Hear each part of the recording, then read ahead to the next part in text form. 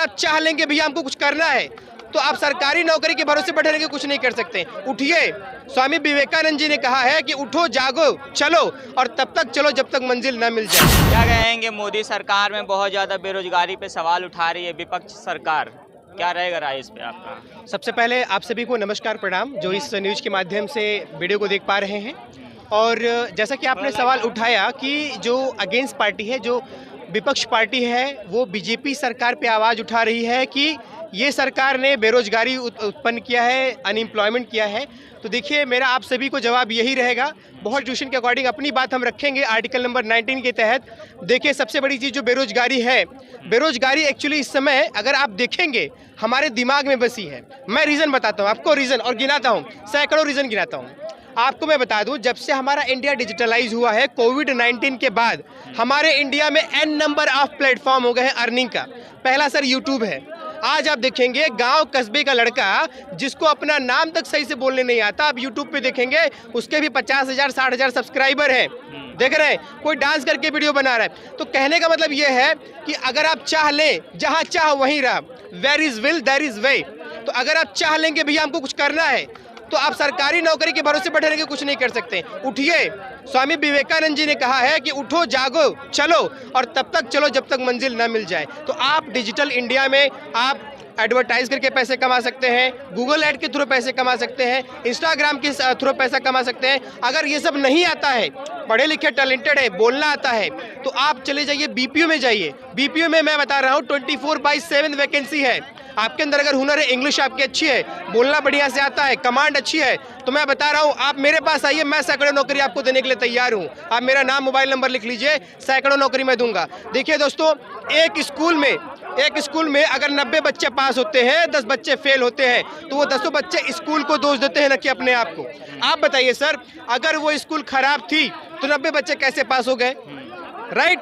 तो अपने आप को दोष दीजिए, अपने नॉलेज को सुधारिए, अपना कम्युनिकेशन, बॉडी लैंग्वेज, पर्सनालिटी, आज के जनरेशन में जो नॉलेज की रिक्वायरमेंट है उसे आप फुलफिल कीजिए और देश में कदम से कदम मिला के आगे बढ़िए। जय हिंद, जय Bharat. Thank you so much. क्या कहेंगे आप, इनकी बातों से कितना सहमत? नहीं, मैं इनकी बातों को काटता हूँ सिरे से। अच्छा, कि मैंने जिस सरकार को चुना, जिनको सत्ते पे बैठाया, उनकी भी जवाबदेही बनती है जनता के प्रति। ठीक है, इस देश में समय समय पे गवर्नमेंट पॉलिसी लाती है, किसके लिए? जनता के लिए। वो ये नहीं कहती कि मैं आपको कुछ नहीं दूंगा, अपने से करो आप। ठीक है, और ये उन्होंने यूट्यूब या जो भी बात कही, ऐसा नहीं है मेरे भाई कि लोग सब कोई सरकारी नौकरी में है। पहले भी सबका घर परवरिश बहुत अच्छी तरह से चलता था अपने अपने काम की वजह से। जैसे बनिया का बेटा अगर कोई है, बाबूजी का कुछ हो गया तो दुकान पर ही बैठता था, नहीं जाता था गवर्नमेंट से नौकरी मांगे। लेकिन जो बच्चा ग्रेजुएशन करता है, मतलब ये आस में रहता है कि भाई कुछ भी स्कीम आएगी गवर्नमेंट की तरफ से, कोई भी वैकेंसी आएगी तो मैं उसको भरूंगा और उस पद पे जाऊंगा, ये सोच होती थी। और एक रिक्शा चलाने वाले बच्चे का, एक रिक्शा चलाने वाले का भी ये सोच होता था कि मेरा बच्चा पढ़ लिख के अफसर बनेगा तो मेरा मान सम्मान बढ़ेगा। तो इनके बातों से तो लगता है कि भाई ऐसा कुछ बात ही नहीं है, सरकार को कोई मतलब नहीं है, आप कैसे भी जियो, आप कैसे भी खाओ, आप उनकी कोई जवाबदेही नहीं है। तो भैया जब जवाबदेही आपकी नहीं है, तो मैं पूछना चाहता हूँ कि इतना बड़ा आबादी, पूरे दुनिया का सबसे बड़ा आबादी, ये किसके भरोसे रहता है? सरकार। तो आप सरकार है ना भाई, आप ऐसा स्कीम लाओगे ना। जैसे कि आपको मैं उदाहरण देता हूँ, जब यूपीए की गवर्नमेंट बनी तो मजदूरी के लिए 100 दिन की गारंटी ली गई मनरेगा के तहत कि मैं 100 दिन काम दूंगा आपको। आज ये गवर्नमेंट 100 दिन भी काम नहीं दे पा रही है। तो कहीं ना कहीं भाई सरकार की विफलता है ना। सरकार हम पब्लिक के क्यों लाते हैं? हम अपने हित के लिए, इस काम के लिए तो नहीं लाते हैं कि भाई हम अपने करें सब कुछ। ये मेरा भैया सर जी, देखिए, मैं भाई साहब की बातों से बिल्कुल असहमत हूँ। उसका मैं आप सभी को रीज़न बताता हूँ। देखिए, सबसे बड़ी चीज़ है कि जैसे भैया ने बताया कि खास करके यूपी और बिहार में, उत्तर प्रदेश और बिहार की ये एक मेंटालिटी होती है कि भैया नौकरी करो तो सरकारी, वरना बेचो तरकारी। एक ऐसी कहावत कही जाती है। लेकिन मेरे दोस्तों, आज से ये 20 साल 25 साल पहले ये ट्रेडिशन होती थी, क्योंकि 90% लोगों की मेंटालिटी होती थी भैया government job is like king job, राजा की जॉब है, और उस समय लोग करते भी थे। क्योंकि उस समय हमारे पास सरकारी नौकरी के अलावा ऐसे बहुत सारे रास्ते नहीं हुआ करते थे।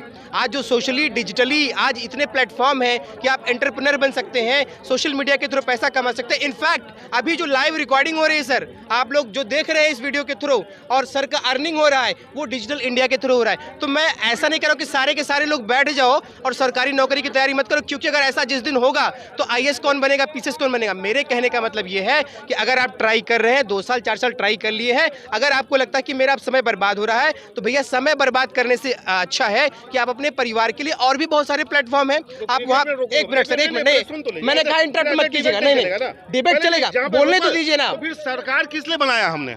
बिल्कुल मैं उसी बात से सहमत हूँ। जवाब नहीं मांगो सर, सरकार से बिल्कुल आप जवाब मांगे, आपको पूरा अधिकार है जवाब मांगने का। लेकिन आप ये जो कह रहे हैं, मैं आपसे सवाल कर रहा हूँ, अगर 100% की आबादी है, 100 में से 100% अगर गवर्नमेंट जॉब के लिए प्रिपरेशन करेगी, सरकार कितने लोगों को नौकरी देगी? मोदी जी ने बोला था 2014 में कि 2 करोड़, अगर हमारी सरकार आएगी तो 2 करोड़ सरकारी नौकरी प्रति साल। तो 10 साल हो गए, 20 करोड़। पहले आप गलत बोल रहे हैं, आप गलत बोल रहे हैं, आप गलत बोल रहे हैं। सरकारी नौकरी नहीं बोले हैं। मोदी जी ने तो 15 लाख भी कहा था देने के लिए, दिए वो 15 लाख भी। तो भैया एक जवाब दे दूं खाली। हाँ ये जो बोला उन पे मैं दे दूं। हाँ बोलिए सर, बोलिए। ठीक है, सरकारी नौकरी बोले थे क्या? इनसे हम जान रहे हैं, बोले थे क्या 2 करोड़ सरकारी नहीं वो नौकरी 2 देंगे? करोड़ रोजगार की बात की थी। रोजगार की बात हुई है ना भाई। मैं सबसे पहले 15 लाख किसी ने आवाज़ नहीं उठाया, लेकिन मैं यूट्यूब फेसबुक पे देखता हूँ 15 लाख की कॉमेडी बहुत चलती है। मैं आप सभी को क्लैरिफाई करना चाहूँगा कि ये जो 15 लाख का जो जुमला था, जिसको लेके आप लोग बवाल मचाते हो सोशल मीडिया पे कि 15 लाख अकाउंट में कब आएगा, तो for your kind information I would like to tell you that कि ये जो 15 लाख का जुमला है, अगर आपने उनका सुना होगा, उन्होंने बताया था कि अगर भैया काला धन पूरी तरीके से अगर निकाला जाए तो प्रत्येक देशवासियों के खाते में कम से कम 15 लाख आ सकता है, न कि हम भेजने वाले हैं। मैं मानता हूं उसमें भी कुछ ऐसी चीज़ें हुई हैं जिससे जनता नाराज है, और मैं भी कहता हूं कि मैं किसी पॉलिटिकल एक पार्टी का सपोर्ट नहीं करता। जितनी चीज़ें मुझे सही लगती हैं मैं उसका सपोर्ट करता हूं, और जो गलत लगती है मैं उसका विरोध करता हूं। तो इस मामले में 15 लाख का कहीं किसी को कमिटमेंट नहीं दिया गया था कि इतने तारीख को फलाना फलाना अकाउंट में आएगा, न कोई फॉर्म भरवाया गया था। तो ये आप लोग जुमला उठाना बंद कर दीजिए। और थोड़ा सा बताइए कमिटमेंट किया गया था कि मैं 100 दिन में काला धन ले आऊंगा। इनसे भैया से पूछिए सरकार ने क्या किया उस पे? बात हो रही है ना, 15 लाख की बात। भैया मैं कहा, मैंने आपको बोला जो बात मैंने बोला आपको, तो काला धन का क्या हुआ भैया से पूछिए काला धन का क्या हुआ? आपने पहली बार 5 साल में मोदी जी ने कहा था, मोदी जी ने पहली बार कहा था 60 साल वर्सेस 60 महीना, बोले थे कि हमको 60 महीना देके देखो मेरे भाइयों बहनों। पूछिए इनसे उनका क्या हुआ। मेरा आ जाएगा ना वीडियो। चलिए हमें लेट हो रहा है, लेकिन इनका जवाब मैं देके जाऊंगा क्योंकि मेरी ट्रेन है, मुझे लेट हो रहा है। आपका सर एक बार सवाल बताएंगे, मैं थोड़ा उधर बिजी हूं। काला धन का क्या हुआ? देखिए, काले धन की बात करेंगे, आप कोई भी सरकार का आप इतिहास उठा करके देख लीजिएगा, ठीक है। सबसे पहले मैं 15 लाख वाला कहा, जो कि आप आंसर नहीं दे पाए। आप काला धन नहीं, आप काला धन में इन्वॉल्व कर दिए सर। 100 दिन में काला धन लाने की बात की। आप मुझे इतना ही बताइए, 15 लाख के लिए कहीं पे कोई कमिटमेंट दिया गया था कि नहीं? हाँ या ना? बोला था, मैंने बताया था। अरे भाई सुन तो लीजिए, पूरा क्या नहीं सुनते, पहले बात तो सुन लीजिए। अरे भाई सुन तो लीजिए, आपको जवाब देना। उन्होंने एक भरे मंच से 2014 में कहा था कि मित्रों इतना काला धन है कि अगर वो आ जाए तो यूं ही आप लोग को मुफ्त में 15-15 लाख मिल जाएगा, ये उन्होंने कहा था। ठीक है, राइट। तो मेरा एक सवाल ये है कि ये सोशल मीडिया पे या हर तरह पे 15 लाख को लेकर के जिक्र करके उस पे मतलब कह सकते हैं कि जो है फंसा क्यों जाता है, क्यों इस पे जो है तानाशाही की जाती है? जरा बताइए। जनता इमोशंस हो गई, जनता इमोशंस हो गई। भाई इतना काला धन है, मोदी जी ले आएंगे। मैं जवाब देता हूँ। मैं इसी जनता से सवाल करना चाहता हूँ, जब आप नहीं, मैं सर वही जवाब दे रहा हूँ। मैं सवाल नहीं होता सर, आप जब बोलने देंगे तब तो बोलूंगा ना सर। मैं उसी जनता से पूछना चाहता हूँ जो जनता कह रही है कि मोदी जी 2014 में या नोटबंदी के बाद काला धन वापस लाने वाले थे या 15 लाख देने वाले थे। मैं उस जनता से पूछना चाहता हूं, जब अगर आप रुष्ट थे, सहमत नहीं थे, तो आपने उन्हें 19 में दोबारा से क्यों जिताया? और उसके बाद बताइए 2019 में क्या हुआ? 14 फरवरी को पुलवामा हमला होता है, और पुलवामा हमला होता है, हमारे 44 जवान शहीद हो जाते हैं, 44 जवान, और लगभग 300 किलो RDX लेके गाड़ी घुसती है। तो जनता को क्या लगा? जब उन्होंने जो संता में थी मोदी जी की सरकार, उन्होंने बोला कि मैं पाकिस्तान में जाके एयर स्ट्राइक कर दिया, ऐसे कर दिया, वैसे कर दिया, रात भर मोदी जी जागे रहे। वो भाई सवाल का जवाब लेके जा भाई। मोदी जी जागे नहीं, पहले सुन तो लीजिए। तो उन्होंने देश को रिप्रेजेंट किया और दिखाया कि देखिए मैंने ऐसे ऐसे किया, जिससे जनता के अंदर इमोशंस जागा, जनता के अंदर इमोशंस जागा। उन्होंने फुल सपोर्ट दिया उनको, फुल सपोर्ट दिया और फुल बहुमत से सरकार बनाई। लेकिन मेरा कहना है कि 2014 का वादा क्या हुआ?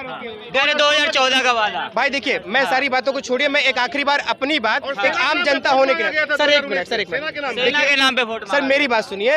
अभी मैं किसी का नहीं, मैं अपना जवाब एक आम जनता होने के नाते मैं अपना व्यू देके यहाँ से जा रहा हूँ, क्योंकि मेरी ट्रेन है, मुझे लेट हो रहा है। मैं 100 की सीधी एक ही बात कहूँगा दोस्तों, जितने भी लोग यहाँ पे खड़े हैं और जो लोग मेरा वीडियो देख रहे हैं, सबसे पहली चीज़ मैं आपको सच बात बता रहा हूँ। देखिए, चाहे मोदी जी हो, चाहे अखिलेश हो, चाहे मायावती हो, चाहे वो बिहार के लालू जी, कोई भी हो, मेरे दोस्तों आप किसी भी पॉलिटिकल पार्टी पे यकीन मत कीजिए, क्योंकि सब एक ही थाली के चट्टे बट्टे हैं। आपके सामने वो हीरो बनते हैं। मैं कंक्लूजन दे रहा हूँ, आप बस अपने ऊपर डिपेंड रहे, जो सही है आप उसका ध्यान से सुने। ये नहीं कि मैं उनका सपोर्ट करता हूँ, उनका लाइफ में तभी आगे जाएंगे, क्योंकि आपको ना कल आपके घर पे रोटी नहीं रहेगी, ना तो मोदी जी आपको घर पे रोटी देने आएंगे, और ना ही अखिलेश और ना ही मायावती रोटी देने आएंगे। आप खाएंगे, आप बनाएंगे तो खाएंगे, नहीं बनाएंगे नहीं खाएंगे। जय हिंद, जय भारत।